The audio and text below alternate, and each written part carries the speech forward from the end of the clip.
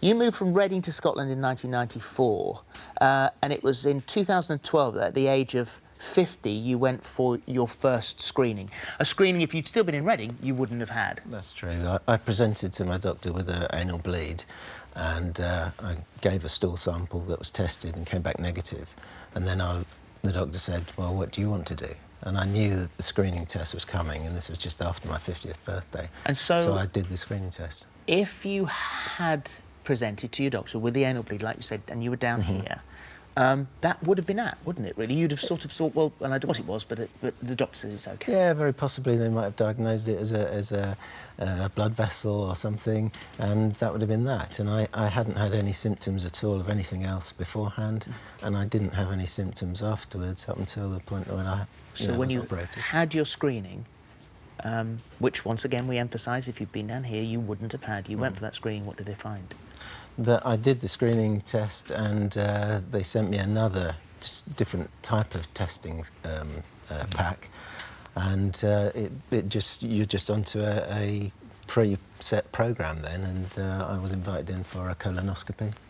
And they found? And they found a cancer, and told me there and then that I had cancer, and then I was scanned, and then probably 5 weeks later, I was in surgery. And five years later, after all of this treatment that you've had, and where are you now? I've got to the end of my treatment. I've been discharged from oncology, and the 5th anniversary is coming up shortly. So to put too fine a point on it, if you'd been in England, do you think you would still be alive? I doubt it, because it was a stage 3 cancer. It had just on the point of beginning to affect lymph nodes, and that's the sign that it's about to migrate elsewhere in the body. So I don't think time was critical at that time. To emphasise the story even greater, sadly, Lauren, we come to you and your story of your mum, who was not as lucky as Richard here, and she was diagnosed at the age of 55. That's right, yes. And by the time she was diagnosed at 55, she was quite a long way into this, wasn't she? She was, unfortunately, yes. Her cancer was terminal when she was diagnosed, so it was only palliative care that could be given at the stage that she was diagnosed, unfortunately. What did her GP say? Well, she'd actually been back and forth to her GP for a few months with symptoms, and was told that it was most likely to be kidney stones. So actually, in the end, she was diagnosed in accident and emergency at our local hospital, which was a huge shock, because we expected that it would be kidney stones and never expected a bowel cancer diagnosis at all. Well, she died just before her 56th birthday, so all very quick and awful for you. And then this second blow comes, because then you start to research into it and you suddenly realise that life could have been very different. Absolutely, absolutely, yes. I found out about the screening age in Scotland being 50, and obviously it is 60 here. And I truly believe that my mum would still be with us now if she'd had that screening available to her, because she would have actually been screened 3 times before her cancer was diagnosed.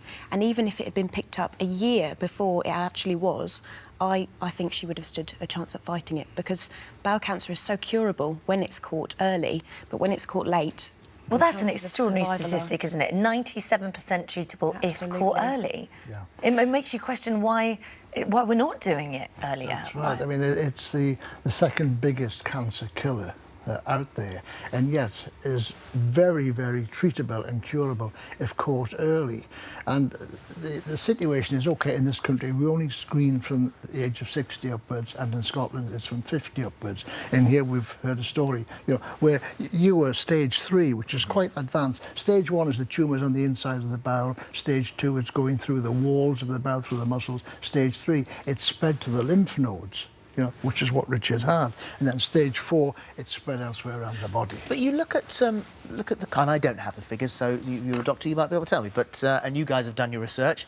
But if you look at the amount of money it would cost to screen the over 50s, as opposed to the amount of money it costs to treat those with advanced cancer, you would have thought it was a no-brainer, that it would have been far cheaper to screen everybody and treat it quickly than it would be to go into that long, involved therapy. Yeah, I mean, you would think so, because if you're screening people, you're catching it early, and when you catch it early, the cost of treatment is about 3,300. When you catch it late, it's 12,500 per patient. So there's a big difference in cost. Yeah. And the screening tests are very basic. They're not complicated tests. So currently now, at the age of 60, does it come through the post? Yeah, you don't go for the test. They send you the kit automatically in the post from the age of 60 onwards every 2 years. Shall I just give you... Yeah, show us what we do. Basically, this is the kit you would get, and you have to take a sample of your faeces, not when it's in the water, but you have to collect it in your hand with toilet paper or a small plastic bag,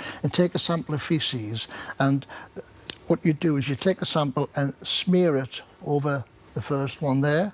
Then you take a second sample from a different part of the same stool and smear it over that one. It's as simple as that. And you repeat that test 2 and test 3 days later. The interesting thing is, although these have been sent out, nearly 50% are not returned. Because That's people, crazy. No, but people are very reluctant. And that's the point that I think you make, that we're still so embarrassed about it. Absolutely, and there's no need to be. It's a matter of life or death, basically. So embarrassment shouldn't come into it at all. No. And people are dying of embarrassment. Absolutely, You know? absolutely they are.